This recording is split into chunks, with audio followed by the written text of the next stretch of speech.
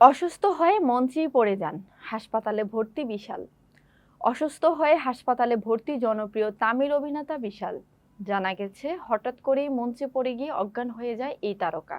তবে বর্তমানে তিনি ভালো আছেন। ভারতীয় সংবাদ মাধ্যম সূত্রে জানা গেছে তামিলনাড়ুর বিল্লুপুরমে একটি অনুষ্ঠানে অংশগ্রহণ করেন বিশাল।